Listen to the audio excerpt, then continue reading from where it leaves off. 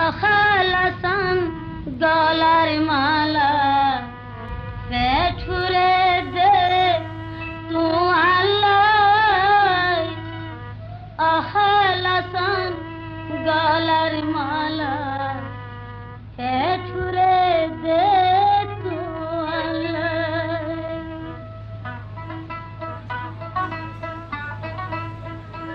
আখালাসান গলার মালা। এই ট্যুরটা আমার প্রথম সোলো ট্রিপ। এর আগে কোথাও গেলে ফ্যামিলি বা ফ্রেন্ডস কলিগ অনেকেও ছিল, বাট এটা একদম সোলো এবং একটা ব্যাকপ্যাক শুধু। আমি অনেক কিছুই আর কি লাইক স্কেয়ার্ড। আমার ফাইন্যান্সিয়ালি হচ্ছে ওরকম অবস্থায়ও নেই যে আমি ঘুরতে যাবো এখন, বাট তারপরে যেতে হচ্ছে। আরেকজনের যাওয়ার কথা ছিল আমার সাথে, আমার কলিগের, খুব ইন্টারেস্টিং একটা মানুষ, বাট আনফর্চুনেটলি তার ভিসা হয় নাই। সো সব মিলিয়ে খুবই রিক্সির একটা অবস্থা। দেখা যাক শেষ পর্যন্ত আমি ট্যুরটা শেষ করতে পারি কিনা। খুব বেশি খারাপ লাগলে চলে আসতে পারি। সো খুব একটা ইন্টারেস্টিং ভিডিও হয়ে গেছে, এটা হবে না, বাট তারপরে এটাকে ইন্টারেস্টিং বানানোর জন্য আমি যেহেতু খুব চিপের মধ্যে ট্যুরটা শেষ করতে চাইবো, সো কত টাকা খরচ হচ্ছে সেটা আমি হচ্ছে স্ক্রিনে দেখিয়ে দেবো এক এক করে। সো দেখি ট্যুরটা শেষ করতে পারি কিনা। সো ব্যাংকক থাইল্যান্ড এয়ারপোর্টে আমরা ল্যান্ড করে ফেলেছি। কী বলবো, খুঁজে পাচ্ছি না কী বলা উচিত এখানে, বাট 31°C তাপমাত্রা শুনলাম পাইলট ঘোষণা করলো। সো বাইরে গরম হবে। আর এখন হচ্ছে এআই যেভাবে প্ল্যান করে দিয়েছে, একটা এমআরটি রুট প্ল্যান, যেভাবে আমি খুব কম খরচে আমার হোটেল পৌঁছতে পারবো। সো সেই অনুযায়ী যাওয়ার চেষ্টা করবো। আর যদি সেখানে কোনো হ্যালোসিনেশন হয় তাহলে খবর আছে কোথায় গিয়ে পৌঁছায়।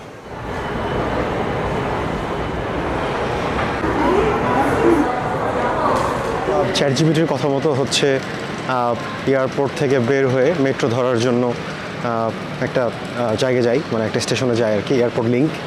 এবং চ্যাটজিপিটির কথা মতোই হচ্ছে একটা স্টেশন আমি নামছি, এবং আমার ধারণা এখান থেকে হচ্ছে আমার যে হোটেল সেখানে আমি চলে যেতে পারবো।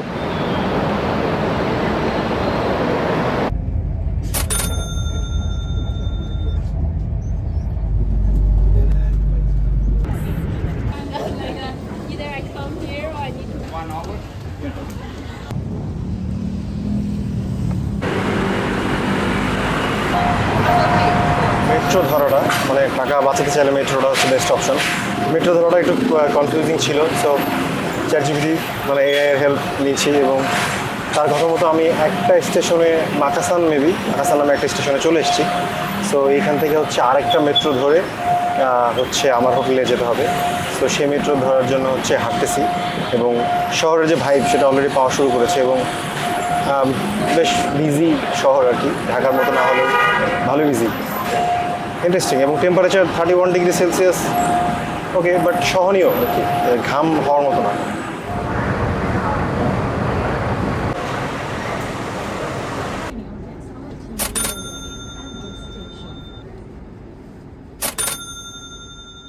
তো হোটেল থেকে একটু ন্যাপ নেওয়ার পর এখন হচ্ছে আমি বের হয়েছি চায়নাটাউন যাওয়ার জন্য।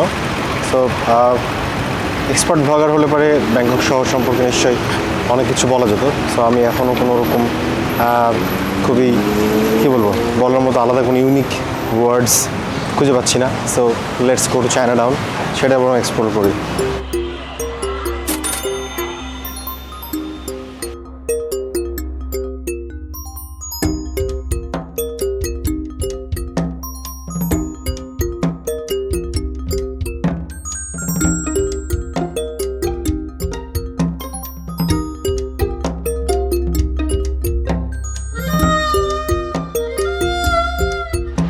এখানে অনেক খাবার দোকান, খাবারের জিনিস প্রচুর। কোথাও একটা বসে কিছু খাওয়া লাগবে, খিদা লাগছে।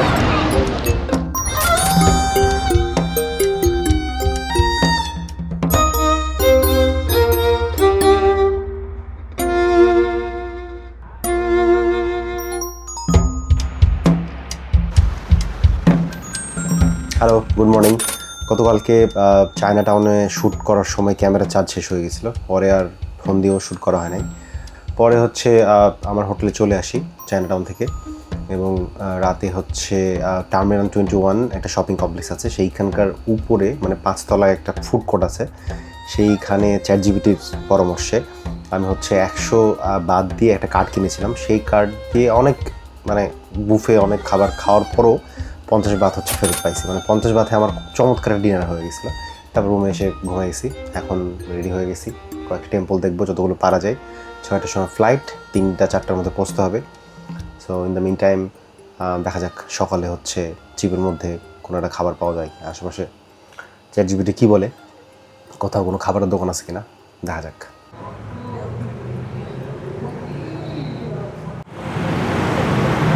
হোটেল থেকে চেক আউট করে এরকম একটা স্টলে হচ্ছে হ্যামবার্গার দিয়ে ব্রেকফাস্ট করলাম।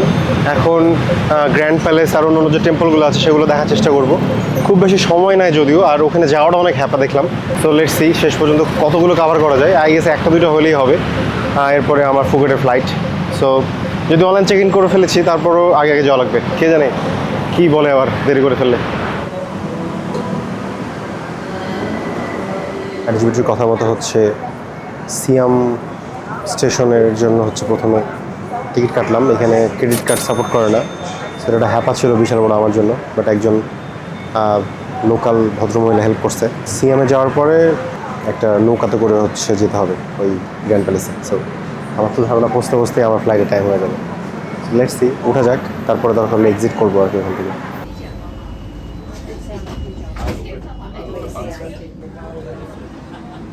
থাইল্যান্ডে মেট্রোতে ঘোরাটা অনেক প্যারাদায়ক, কারণ বোঝা এই লাইন ওই লাইন, বাট অনেক আরামদায়কও, কারণ এইখানে হচ্ছে খুব কম খরচে ট্রাভেল করা যায়। আর এইবার হচ্ছে ChatGPT তো লিখে দিছে যে কীভাবে কোথায় যেতে হবে, বাট প্ল্যাটফর্ম খুঁজে পড়ে একটা ঝামেলা। সো একটা প্ল্যাটফর্ম খুঁজে পাচ্ছিলাম না। পরে এখানকার একজন হচ্ছে আমার জন্য তার ফোনে তার ল্যাঙ্গুয়েজ মানে থাই ল্যাঙ্গুয়েজ থেকে ইংলিশে ট্রান্সলেট করে সে বুঝিয়ে দিয়েছে যে কোথায় নামতে হবে। সো আমি এখন যেখানে এসেছি পাশে একটা নদী দেখতে পাচ্ছি। সো আই গেস এখান থেকে একটা নৌকা নিয়ে আমাকে গ্র্যান্ড প্যালেস যেতে হবে। জেমিনাই বলতেছে নৌকা ইউজ করতে, ChatGPT বলতেছে না ইউজ করলে হবে। তো দেখি আমি কোনটা করি আসলে।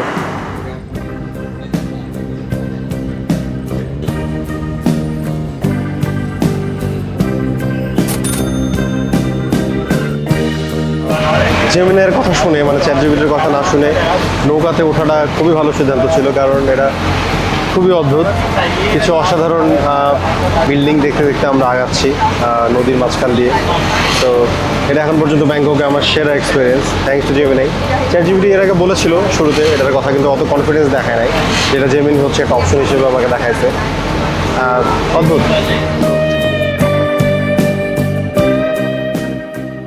ওয়াট ওয়ারন টেম্পল, এটা সত্যি খুবই সুন্দর, এবং এইটার যে পুরো এরিয়াটা জুড়ে হচ্ছে বিভিন্ন রকমের কী বলবো সুন্দর সুন্দরভাবে সাজানো, মানে মানুষকে অ্যাট্রাক্ট করার মতো জিনিসপত্র আছে। বাট ইটসেলফ এটা যে স্কাল্পচার, এটা যে ডিজাইন, এটা খুবই অসাধারণ, খুবই উর্দি। বাট 200 বাতের একটা এন্ট্রি ফি আছে, যেটা আমি জানতাম না, যেটা আমাকে ChatGPT জেমিনাই কেউ বলে নাই। সো সে কারণে হচ্ছে একটা ব্যাড রেটিং। আর হচ্ছে ছবি তোলার হেরিক, এখানে সবাই ছবি তোলার জন্য ব্যস্ত, তাদের দেখা দেখি হচ্ছে আমাকেও ছবি তুলতে হচ্ছে, কারণ আমার মনে হচ্ছে আমি কিছুটা মিস করবো যদি ছবি না তুলি। আর এইটা ওয়াটারওয়ার্ল্ড সম্পর্কে আমার তেমন পড়াশোনা নাই, অবশ্যই এটা ChatGPT বা জেমিনাই বা যে কোনো একটা AI দেখে আপনি জানতে পারবেন। বাট যতটুকু জানি এটা হচ্ছে সূর্যাস্ত এবং রিবার্থ এইটার টেম্পল। তো এখনকার মতো ওয়াটারওয়ার্ল্ড আর একটু ঘোরাঘুরি করবো, করার পরে আই গেস এখান থেকে কোথাও একটা যাওয়া যায় কিনা। এখন বাজে 12টা 15, সো খুব একটা সময়ও নাই, আমাকে সারাদিনের মধ্যে এয়ারপোর্টে বসতে হবে। দেখা যাক।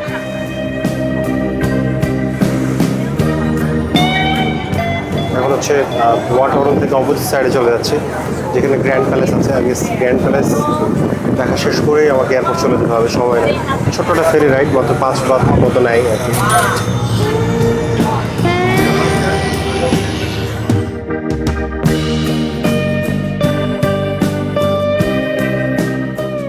গ্র্যান্ড প্যালেস হচ্ছে থাইল্যান্ডের সবচেয়ে গুরুত্বপূর্ণ কালচারাল এবং হিস্টোরিক্যাল ল্যান্ডমার্ক। এটা হচ্ছে ওনাদের কিং সিয়ামের বাসভবন, এবং এইটার যে ডিজাইন এবং এটার যে হচ্ছে আর্ট, এটা এতটাই আধুনিক যে এখনও দেখে মনে হয় যে এটা খুবই রিসেন্টলি বানানো। অদ্ভুত সুন্দর, এবং যে হিস্টোরিক্যাল যে আর্টগুলো করা হয়েছে দেওয়ালে এবং কালার সব কিছু কম্বিনেশন, আমি যদিও আর্ট তেমন বুঝি না, যতটুকু বুঝতে পারতেছি আমার চোখে খুবই সুন্দর লাগছে বিষয়টা।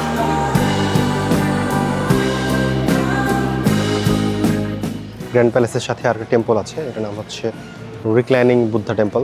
সো সেখানে একটু চলে এসেছি, এবং খুবই অল্প সময়ের মধ্যে ঘুরে দেখতে হবে, কারণ সময় কম। আমার চার্জার, আমি ক্যামেরা এবং মোবাইল দুটোতে চার্জ কম। মোবাইল যদি বন্ধ হয়ে যায় তাহলে আমি একদমই বাদ, কারণ ChatGPT জেমিনাই কাজ করবে না।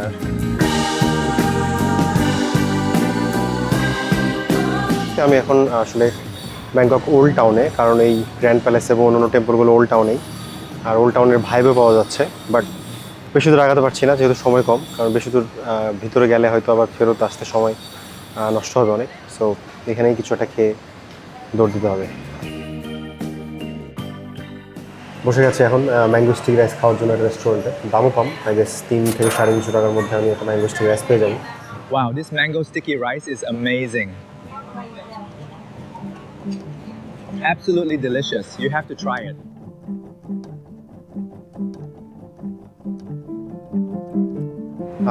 ওল্ড টাউন থেকে এয়ারপোর্ট যাওয়ার জন্য আমি যে এমআরটি স্টেশনটাতে আসলাম, এইটার যে ডিজাইনটা সেটাও কিন্তু একদমই হচ্ছে ওই টেম্পলগুলোর আদলে করা। খুবই সুন্দর লাগতেছে বিষয়টা, এবং একটা চাইনিজ ভাইবও আছে আই গেস, যতটুকু আমি বুঝতে পারতেছি। সো এরপরে আমি মেট্রোতে করে সহি সালামতে এয়ারপোর্ট চলে যাই ফুকেট যাওয়ার জন্য। সো আমার ব্যাংকক ট্যুরের এই ভিডিওটা এখানেই শেষ, যেটা আমি এআইতে প্ল্যান করেছিলাম, এবং স্ক্রিনে দেখতে পাচ্ছি প্রায় 43 টাকার মধ্যে হচ্ছে আমার এই ট্যুরটা হয়ে গেছে। Thank you for watching. আপনারা জানাবেন কেমন লাগলো ভিডিওটা। Thank you so much. Tata by.